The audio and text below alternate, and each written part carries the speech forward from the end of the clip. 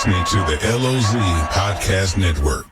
Hello, everyone. Welcome back to the LOZ Podcast Network. You are either watching us in the LOZ app in the Podcast Network section, or you're hearing us on KRMS radio on Saturday mornings from 10 to 11 a.m. We have the Simulcast show, which we love doing. And, we talk to people all around the lake about different things, about their business. We talk about charities. We talk about all kinds of stuff. I'm excited today because I got a buddy of mine, Roger Hulett. Roger, you're no stranger to radio. You're no stranger to being on. No, I've been there in a few studios in my day. Yes. Yeah. Welcome to the LOZ Podcast Network, buddy. Thank you, Ken. Well, I appreciate it, man. Good to see you again. I don't know where you are today, but today I am sitting in wonderful St. Louis, Missouri, and you're at the lake. And listen, we got the season's here, man, and we have got a big weekend coming up, don't we? Oh man, yeah. That's this really is kind of the party kickoff for Lake of the Ozarks, St. Patrick's Day. I mean, this place goes all out on St. Pat's. And I love being right in the middle of it. People have been cooped up in their homes, although this year the weather hasn't been terrible, but it's, they're ready, aren't they? I mean, St. Patty's Day comes around, they're ready to get out. Oh, they are. And they don't care if on St. Patrick's Day, if it's drizzly and 30 degrees outside, or if completely on the other end of that spectrum, this Saturday is supposed to be sunny and in the 70s. So it's the same amount of people, and they're just out kicking off the season, man. That's the beauty of, and we'll get into it in a little bit, but you guys are performing, the Iberries are performing at the Encore for St. Patty's Day. Like you said off the air, it's your New Year's Eve. It's going to be amazing. I can't imagine what the crowd's going to be like, but the Encore, that facility, it's amazing. And I mean, they can make, if it's 30 degrees outside, they can make it feel 65. And if it's 70, it's just an amazing place to see a show with the stage and the setup and the room, and the people can dance. I mean, you really like performing there, don't you?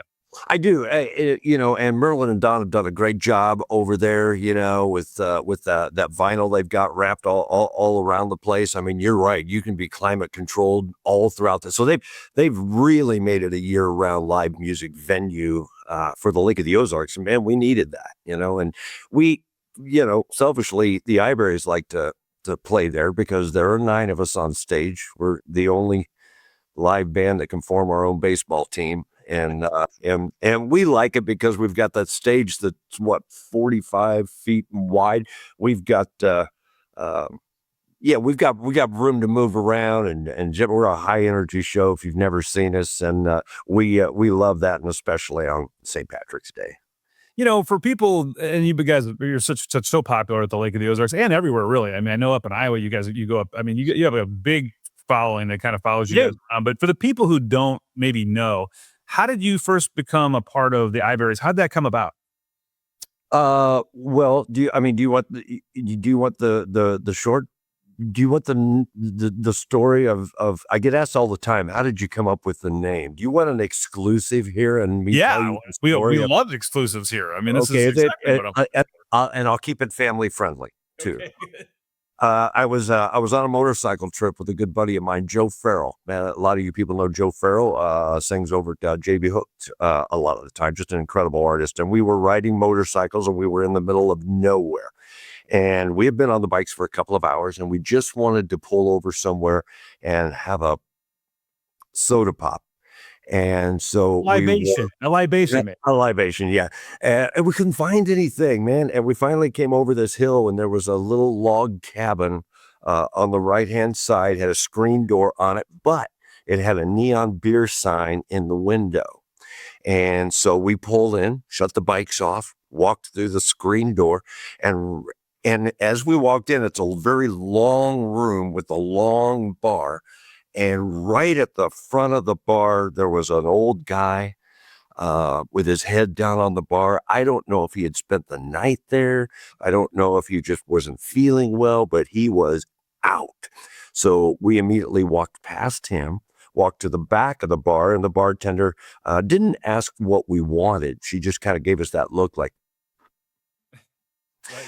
So we knew we were in a really friendly place. And we've been on the bikes for a couple of hours. So my buddy Joe pulled his phone out, to maybe text his wife and tell, where we were. And the minute he did that, the comatose guy that was at the front of the bar, remember him? Yeah. Oh, yeah.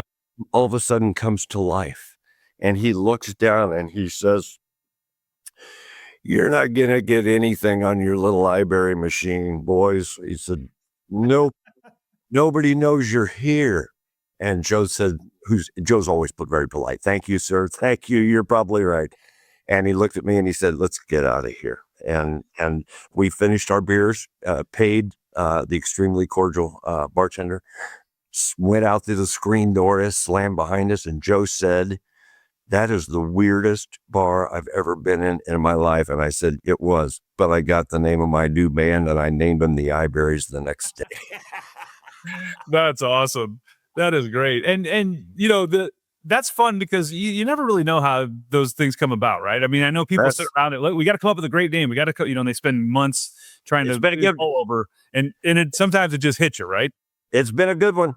Yeah, I mean, people relate to it. They relate to the music, and our whole mission all along was to kind of do some music that you don't normally hear from, live bands that are out there. We like to be a little unique in that regard, and we've always said that the iBerries play Celtic, Irish, pop, funk, country, rock. So no matter what age you are, if you come to see an iBerries show, at some point you're going to hear something you enjoy, or I will buy you a libation. Well, and your shows are a little, they're known for being high energy, a little different from the typical bar band, obviously. Like you said, I mean, you got all these genres you guys hit.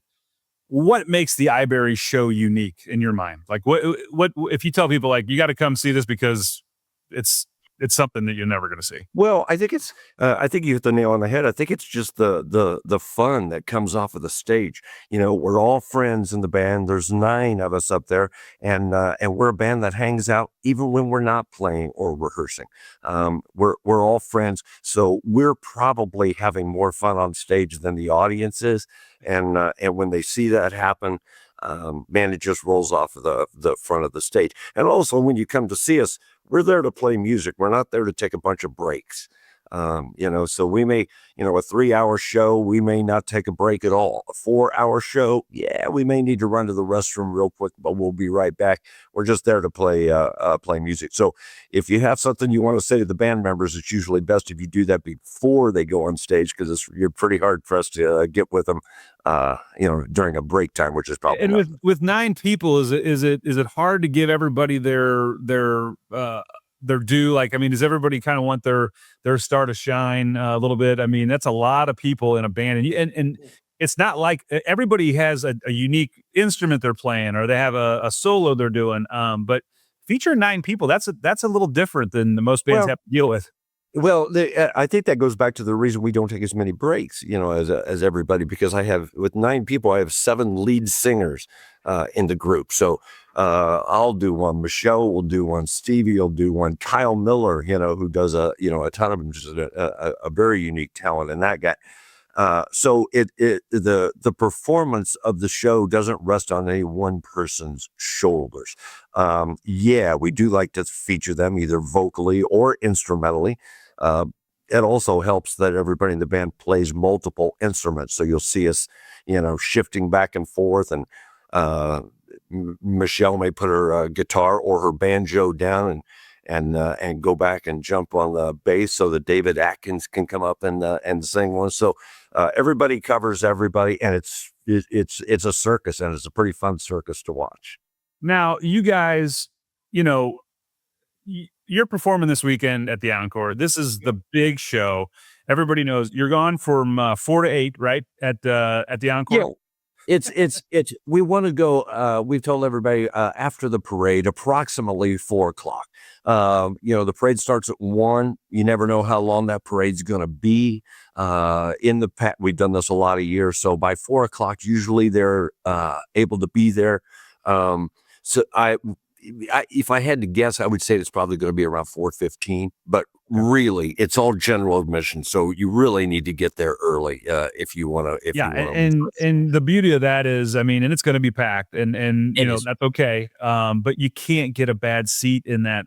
No. I mean, it's just and the way they got the bars set up there, I mean, multiple places to get, I mean, it's really a cool setup. You guys play in a lot of places, I'm sure, but that's got to be, I mean, it's just set up right.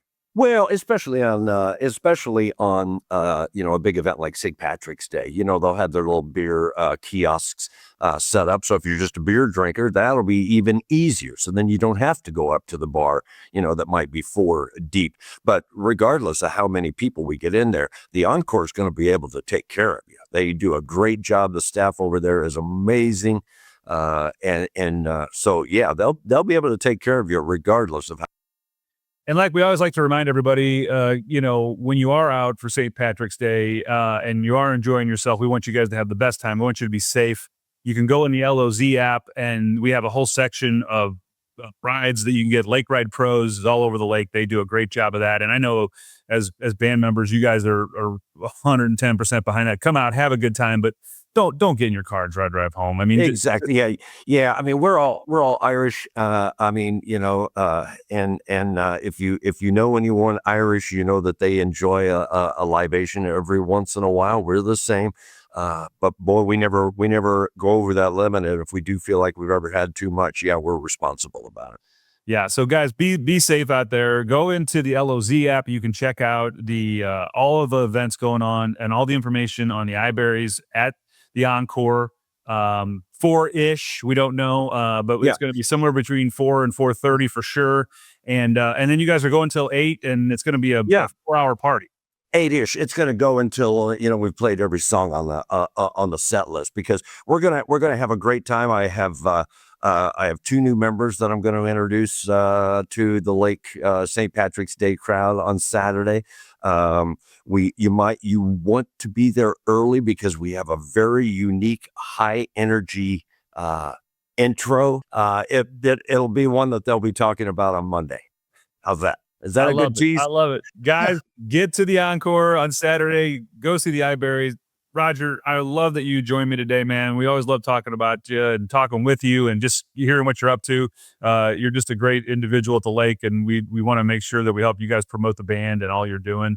And like I said, guys, you can go in the LOZ app and check out all the events and everything going on for St. Patty's Day. Stay safe. Roger, have an awesome show, and I'll look forward to seeing you real soon. Thanks for the time. We're excited about it. Get out to the Encore on Saturday, and happy St. Patrick's Day, everybody. All right, everybody, that's another edition of the LOZ Podcast Network. We're going to be right back after these messages.